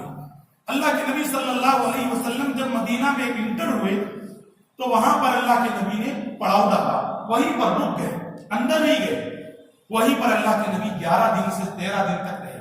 اسی جگہ پر اللہ کے نبی نے ایک مسجد بنائی جس کا نام مسجد قباء۔ وہ پہلی مسجد تھی جو اللہ کے نبی نے مدینہ جانے کے وقت بنائی تھی۔ اللہ کے نبی کے ہاتھ کی وہ پہلی مسجد تھی۔ اللہ کے نبی صلی اللہ علیہ وسلم اس مسجد میں نماز پڑھتے رہے۔ اللہ نے اس مسجد کا نام مسجد التقوی کہا ہے۔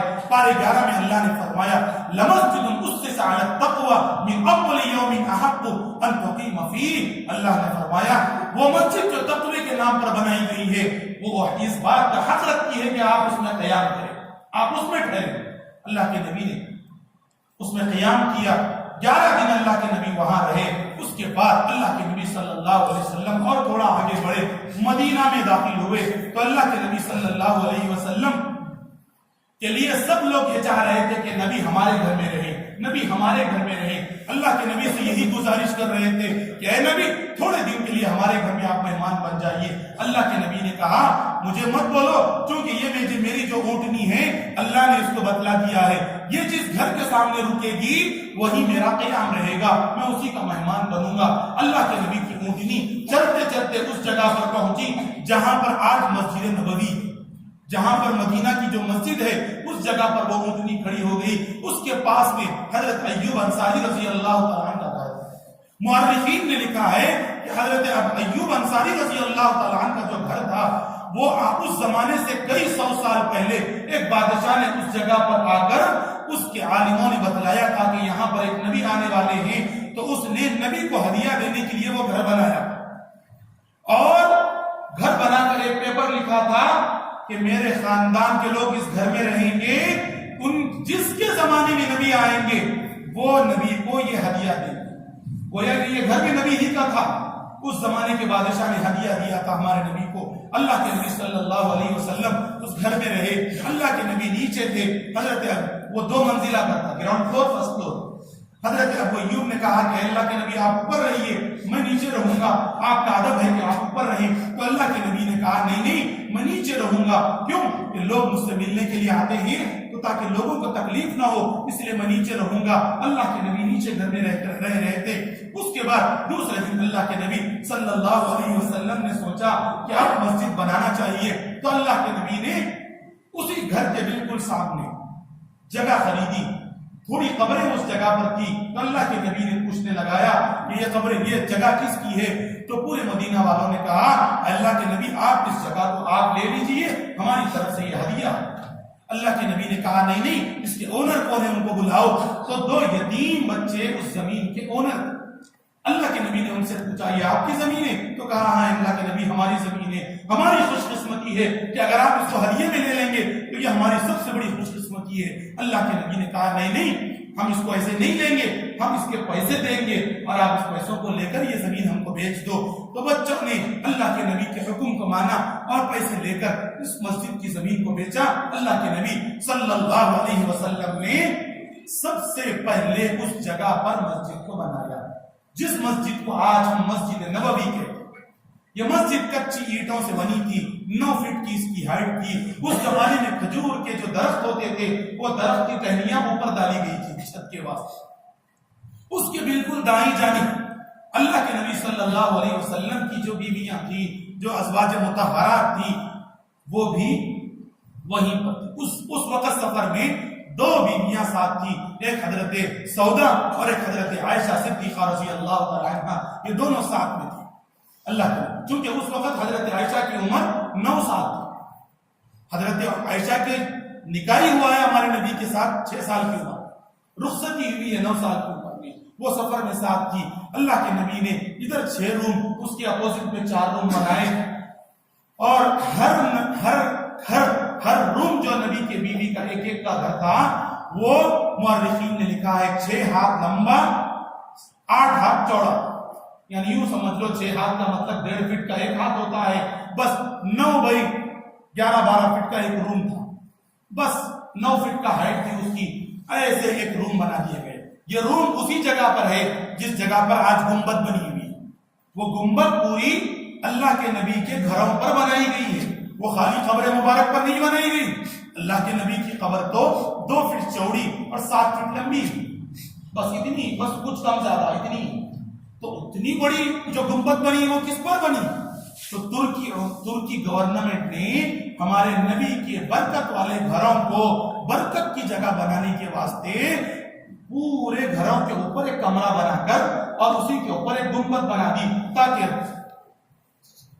جب تک بھی یہ بلڈنگ رہے گی نبی کے گھر محفوظ رہیں گے۔ اس لیے کسی کو یہ خیال نہیں ہونا چاہیے کہ نبی کے گھر قبر پر گنبد بنی ہوئی ہے، قبر پر نہیں بنی ہوئی ہے، وہ پورے گھروں پر گنبد بنی ہوئی ہے۔ بہرحال اللہ کے نبی صلی اللہ علیہ وسلم مدینہ میں رہنا شروع کیے، رفتہ رفتہ حضرت علی جو پیچھے رہ گئے تھے امانت لینے کے واسطے، وہ بھی آ کر مسجد قباء میں مل گئے، پورے صحابہ کرام مدینہ میں آ گئے۔ تو اب مدینہ میں مسلمانوں کا ماحول بنا۔ اب تک کی جو زندگی آپ نے سنی وہ مکہ کی تاریخ تھی، اب کی جو زندگی سنیں گے وہ مدینہ کی تاریخ۔ اب 53 سال کی عمر ہمارے نبی کی ہوئی، اب اس کے بعد 10 سال تک ہمارے نبی دنیا میں رہے۔ مدینہ کی زندگی بڑی اچھی زندگی اور نصرت والی زندگی، جس زندگی میں اللہ کے نبی صلی اللہ علیہ وسلم نے بڑے بڑے کام کیے۔ اسی مدینہ کی سرزمین سے پوری دنیا میں دین پھیلا اور اسی زمین کو اللہ کے نبی نے اپنے لیے قیامت تک کے لیے منتخب کیا۔ اسی زمین میں اللہ کے نبی آج لیٹے ہوئے ہیں اور قیامت تک اسی مدینہ کی زمین میں اللہ کے نبی کا جسم یاد کر رہے ہیں۔ دنیا کی سب سے باعزت علماء نے لکھا ہے عرش سے زیادہ بھی اہمیت اس زمین کی ہے جس زمین کا حصہ اللہ کے نبی کے جسم کو لگ رہا ہے، وہ مٹی کی اہمیت عرش سے بھی زیادہ ہے۔ عرش اللہ تعالیٰ جس پر بیٹھے ہوئے ہیں، چونکہ اللہ کے بعد جس کا مقام ہے وہ صرف نبی ہے، تو یہ فضیلت اللہ علماء نے، مورخین نے، محدثین نے بیان کیا ہے۔ اللہ کے نبی صلی اللہ علیہ وسلم یہاں پر رہے اور 1 سال تو یہاں تک پورا سسٹم بنایا، اور ایسے ایسے عجیب واقعات مدینہ کے ہیں، کل انشاءاللہ اس کو سنیں گے۔ کل بھی چونکہ آخری دن ہے، جیسے بات طے ہوئی تھی کہ ہفتے سے ہفتے کو سیرت کا معاملہ ختم کریں گے، بس جتنا بھی ممکن ہو سکا ہم نے آپ کو سنا دیا۔ کل انشاءاللہ وہ 10 سالہ تاریخ، تھوڑی دیر اگر تاخیر بھی ہو جائے تو کل آخری دن ہے، اور یہاں کے آدمی سبھی لوگوں کے مشورے سے کل عشاء کے بعد ہی یہ تفسیر ہو، کل تفسیر کا بھی دن ہے، ویسے کل انشاءاللہ مغرب کے بجائے عشاء کے بعد بیان ہوگا۔ کل ویسے ہمارے نبی کا وہ دن بھی ہے جس کو ہم 12 ربیع الاول کہتے ہیں۔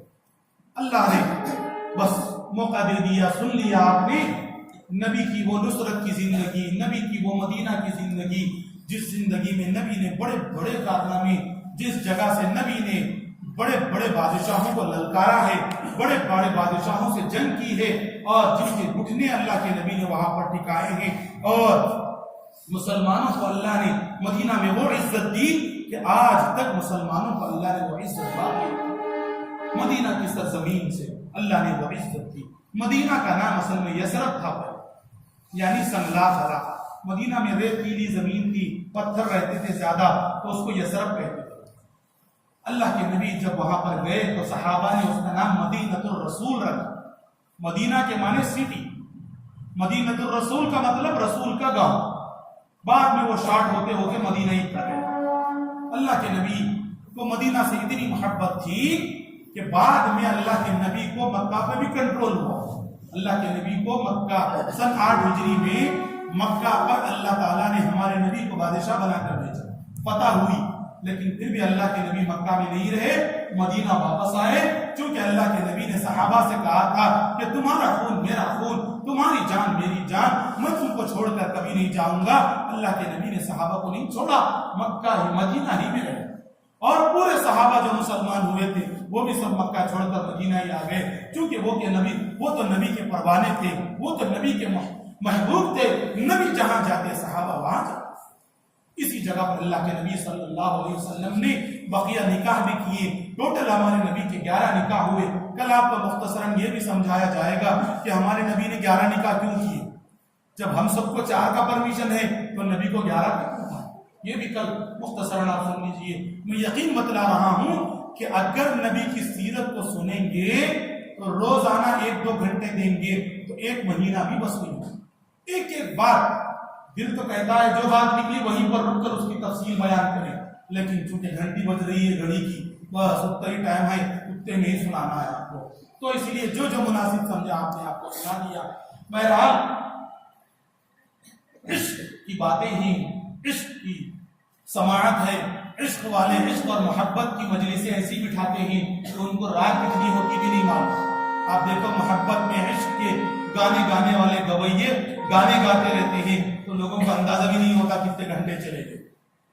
سما خانہ ہوتا تھا پہلے، لوگ ناچتے تھے، سما کرتے تھے، اور کیا کیا کرتے تھے، رات گزرتی تھی معلوم نہیں پڑتا۔ کیوں؟ وہ محبت ہو، جس کو جس سے محبت ہوگی، محبت ایک ایسی چیز ہے کہ جو ہر باؤنڈری کو توڑ دیتی، نہ اس میں ٹائم کی لمٹ، نہ اس میں ہماری جان کی لمٹ، کچھ لمٹ نہیں، محبت اسی کا۔ جیسے میں نے سنایا نا آپ کو اس سے پہلے، آج آپ دیکھتے ہیں جیسے مثال کے طور پر کسی کو کسی سے محبت ہو جاتی ہے، بس تو خاندان نہیں دکھتا، امی ابا نہیں دکھتے، کچھ نہیں، بس وہی ایک ہی ملنا اس کو محبت ہوگی۔ محبت ہے ہی ایسی چیز۔ صحابہ کو نبی سے ایسی محبت ہو گئی کہ انہوں نے خاندان چھوڑا، گھر چھوڑا، بیوی بچے چھوڑ دیے، سب کچھ چھوڑ دیا سوائے ایک محبوب کے واسطے، جس محبوب کو انہوں نے چاہا، ایسا چاہا کہ خون جسم سے نکلتا تھا، لیکن یہ سوچتے تھے کہ نبی کو تو کچھ نہیں ہوا، نبی تو محفوظ ہیں تو بس۔ ایک صحابیہ کے واقعہ سنا کر آج کی بات ختم کرتا ہوں۔ ایک غزوے میں ایک عورت جو اس وقت مسلمان ہو چکی تھی، غزوہ احد کا واقعہ ہے، بہت دردناک واقعہ غزوہ احد میں ہوا کہ جس میں 70 صحابہ کرام شہید ہوئے، اس میں کئی لوگ بڑے بڑے صحابہ بھی شہید ہوئے۔ ایک بوڑھی خاتون تھی جن کے بیٹے، جن کے ابا، جن کے شوہر، تینوں وہ جنگ میں تھے، تینوں کے تینوں شہید ہوئے۔ جب اللہ کے نبی صلی اللہ علیہ وسلم نے دیکھا کہ یہ عورت جنگ کی طرف جا رہی ہے اپنے شوہر کو دیکھنے کے واسطے کہ ان کا کیا حال ہوا، اپنے ابو کو دیکھنے کے واسطے اور اپنے بیٹے کو دیکھنے کے واسطے، اللہ کے نبی کو معلوم ہو گیا تھا کہ ان کے تینوں گھر کے چلے گئے، اکیلی عورت بچی۔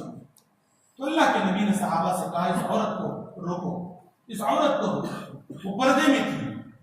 اللہ کے نبی نے صحابہ سے کہا تو صحابہ نے ان سے کہا کہ آپ رک جائیے، اللہ کے نبی کا حکم ہے کہ آپ آگے جائیں گی تو آپ کو اللہ کے نبی نے اجازت نہیں کی ہے، چونکہ بس اتنا ہی کہا اور کچھ نہیں کہا، چونکہ عورت تھی، جس عورت کا شوہر انتقال کر گیا ہو، ایک ہی وقت میں باپ شہید ہو گیا ہو، گھر کے جوان بیٹے شہید ہو گئے ہو، اس عورت کے غم کا کیا عالم ہوگا۔ اس عورت نے دوڑتے ہوئے جب کہا کہ نبی دوڑتے ہوئے آ رہی تھی تو صحابہ نے کہا رکو رکو، تو وہ نہیں رک رہی تھی، تو انہوں نے کہا کہ اللہ کے نبی کہہ رہے ہیں رک جاؤ، تو وہ عورت وہیں رک گئی۔ تو صحابہ نے کہا نبی کا حکم ہے کہ آپ لوٹ جاؤ، چونکہ آپ کے شوہر کا بھی انتقال ہو گیا، آپ کے بیٹے کی بھی شہادت ہو گئی، آپ کے ابا کی بھی شہادت ہو گئی۔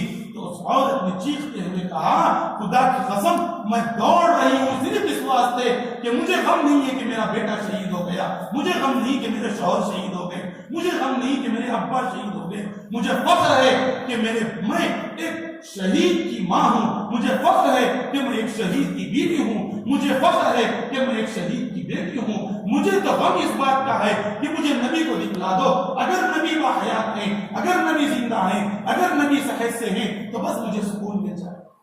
یہ تھے صحابہ کہ جن کے سامنے ہر غم ہلکا ہوتا نبی کو دیکھ، ہر غم ہلکا ہوتا نبی کو دیکھ۔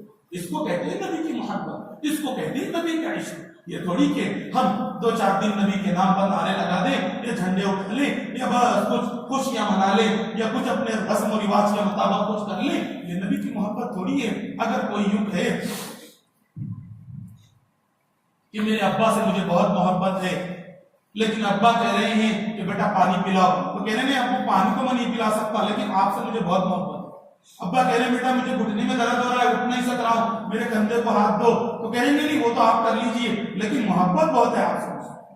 تو آپ بتاؤ دنیا اس بچے کو کبھی اپنے بیٹے کا محبوب، اپنے باپ کا محبوب کہے گی؟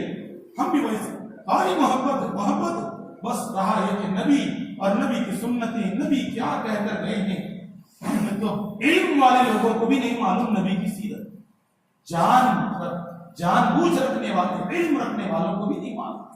تو بہرحال اللہ نے موقع دے دیا، بس اللہ کسی کے طفیل میں، یہی کہ چند لوگوں نے مجھ سے کہا تھا، ہم نے ارادہ کیا تو سب نے ہمت جتائی، تو بس مجھے بہت خوشی ہوئی کہ چاہے کچھ بھی مصروفیت ہو لیکن ضرور ہم سنائیں گے۔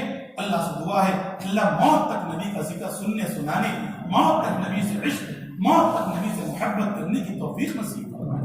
نبی کی محبت کا یہ عالم کہ آپ نبی کی محبت کو سنتے رہیں گے تو ایسے ایسے عاشق نبی کے گزرے ہیں کہ جنہوں نے ایسی مثال قائم کی ہے کہ دنیا میں کسی محبوب نے اپنے محب کے واسطے ایسی مثال قائم کی۔ حضرت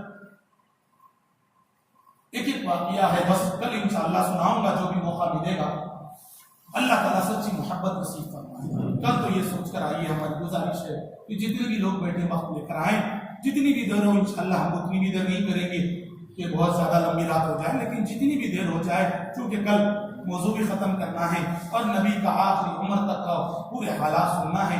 بس اللہ سے دعا ہے اللہ تعالیٰ سچی محبت نصیب فرمائے۔ ایک گزارش ہم آپ سے کرتے ہیں کہ کل جمہور ہو یا تمام دنیا کا یہی ماننا ہے کہ ہمارے نبی کل کی تاریخ میں پیدا ہو، تو بس کیا کریں آخر اس دن؟ ہم یہ بھی تو سوچنا ہے کہ ہم بھی وہی کریں جو سب کر رہے ہیں، کہ سب لوگ خوشیاں منا رہے ہیں ہم بھی خوشیاں منائیں، کہ آخر کیا کریں؟ نبی نے ہم کو کیا بتلایا؟ تو دیکھیے نبی نے کچھ نہیں بتلایا کہ میرے پیدائش کے دن یہ کرو وہ کرو، کچھ نہیں بتلایا، چونکہ ہمارے پاس ڈیز منانا کچھ نہیں، برتھ ڈے، ڈیتھ ڈے، یہ ڈے وہ ڈے، کوئی ڈیز نہیں، ہمارے پاس ہر دن برابر ہے۔ لیکن یہ کہ دنیا کی سب سے بڑی خوشی اس دن میں ہم کو ملی ہے، دنیا کی سب سے بڑی نعمت ہم کو اس دن ملی ہے، اس دن ہم خوشی کریں تو یہ خوشی کریں کہ جس خوشی کی وجہ سے نبی کا دل خوش ہوتا ہو وہ کام اس دن کریں۔ اللہ کے نبی کا کیا کام سے دل خوش ہوتا تھا؟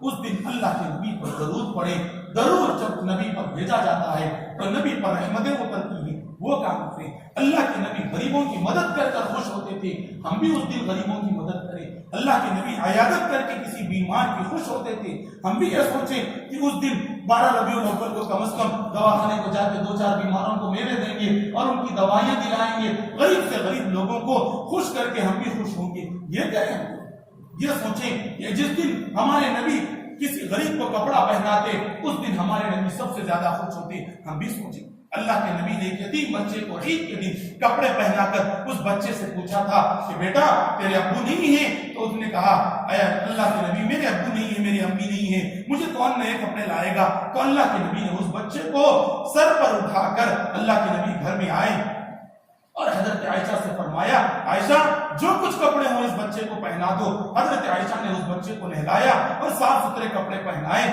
اس کے بعد اللہ کے نبی صلی اللہ علیہ وسلم نے اس بچے سے پوچھا کہ بیٹا تجھے اس بات سے خوشی نہیں ہے کہ تیرا باپ محمد ہو اور تیری ماں عائشہ ہو اور تجھے محمد نے کپڑے پہنے؟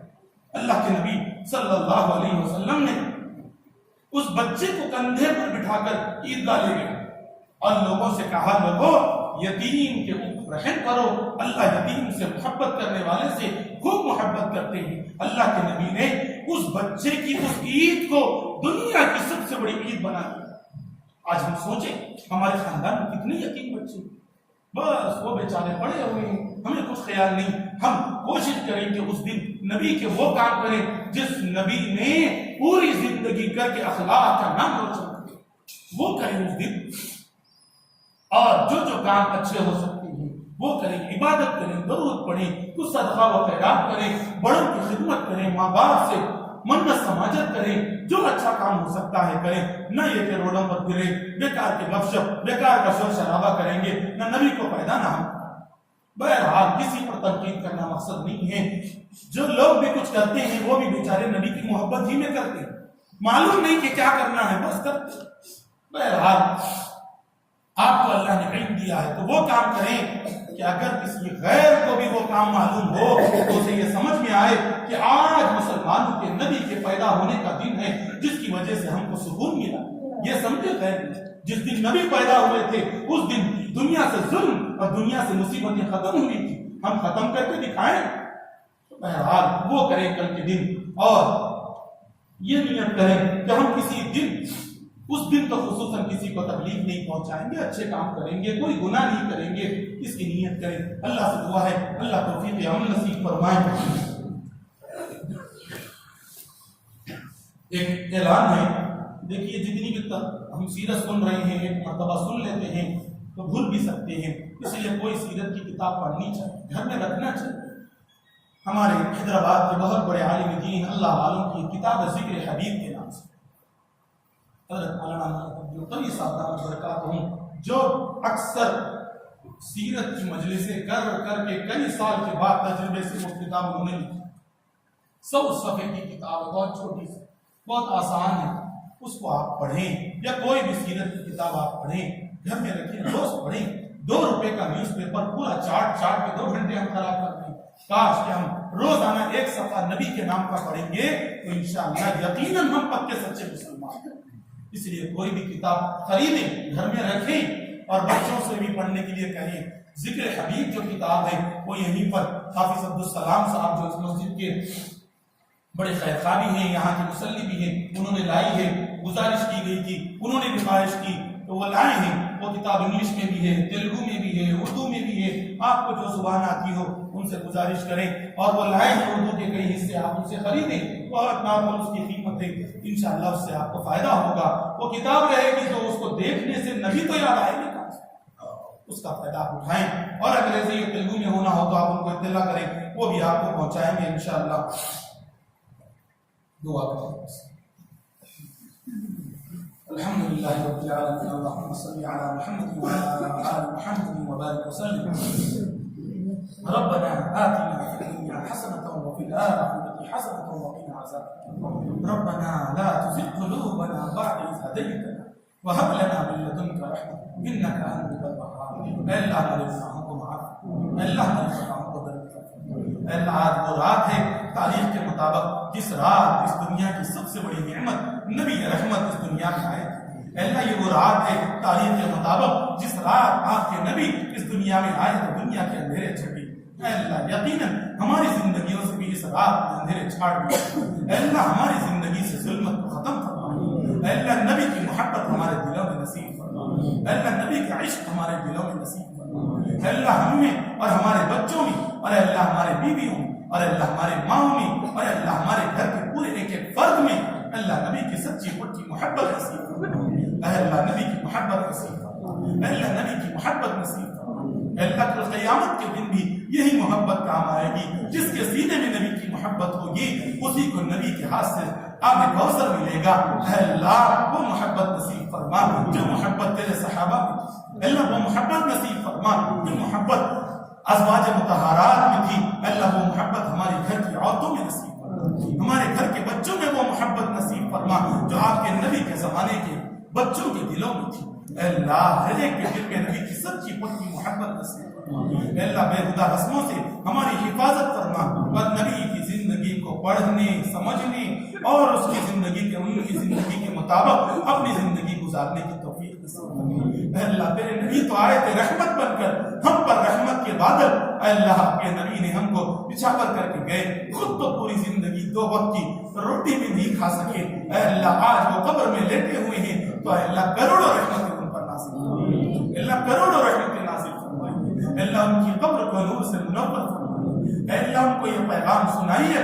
کہ آپ کی امتی آج زمین کے اس خطے پر بیٹھ کر آپ کے لیے دعائیں کی ہیں اے اللہ ہمارا نام لے کر سنائیے تاکہ نبی کا دل خوش ہو جائے اے اللہ نبی کا بوجھ ہلکا ہو جائے اے اللہ ان پر کروڑوں رحمتیں نازل فرما اے اللہ تیرے نبی کے صحابہ جنہوں نے اپنی پوری زندگی قربان کر کے نبی کا ساتھ دیا جس کی برکت سے دین ہم تک پہنچا اے اللہ ان کی قبروں کو نور سے منور فرما ان کے درجات کو بلند فرما ان پر کروڑوں رحمتیں نازل فرما اے اللہ نبی اور نبی کے آل اولاد پر رحمتیں نازل فرما نبی پر نبی کے صحابہ پر اے اللہ ان پر اور ان کے صحابہ پر کروڑوں رحمتیں نازل فرما اور اے اللہ نبی کے ہر محبت کرنے والے پر کروڑوں رحمتیں نازل فرما اللہ ایسی حالت میں موت دیجیے کہ آپ اور آپ کے نبی کا کلمہ ہمارے زبان پر رہے آپ اور آپ کے نبی کی محبت ہمارے دل میں رہے ایسی حالت میں موت دیجیے کہ جس حالت کو آپ اور آپ کے نبی پسند کرے ایسے چہرے سے موت دیجیے جس چہرے کو آپ اور آپ کے نبی پسند کرے ایسے کپڑوں میں موت دیجیے جن کپڑوں کو آپ کے نبی پسند کرے جس حالت میں اللہ کے نبی سب سے زیادہ خوش ہوتے ہیں اس حالت میں ہمیں موت دیجیے اے اللہ امت مرحومہ پر رحم فرما نبی سے سچا تعلق نصیب فرما آج سب سے بڑی مصیبت ہمارے نبی سے دور ہونا ہے اے اللہ نبی سے امت کٹ گئی جس کی وجہ سے ہر مصیبت میں وہ امت پھنس گئی اے اللہ امت مسلمہ کو نبی سے پکی سچی محبت کرنے والا اے اللہ جو مانگا گیا ہے اس کو بھی عطا فرما جو مانگنے سے رہ گیا ہے اے اللہ آپ کے نبی حضرت محمد صلی اللہ علیہ وسلم سے وہ بھی عنایت اے اللہ جو کچھ سنا گیا ہے اے اللہ یقیناً وہ تو اس سمندر میں قطرہ بھی نہیں ہے لیکن میرے مولا ہم اپنی طاقت کے مطابق سنے ہیں اے اللہ آپ اپنی وسعت اور آپ اپنی طاقت کے مطابق نبی کی محبت اور نبی کی سنتوں اور نبی سے عشق ہمارے دلوں میں نصیب فرمائیے اللهم انا نسالك من خير ما سالك منه نبيك وحبيبك محمد صلى الله عليه وسلم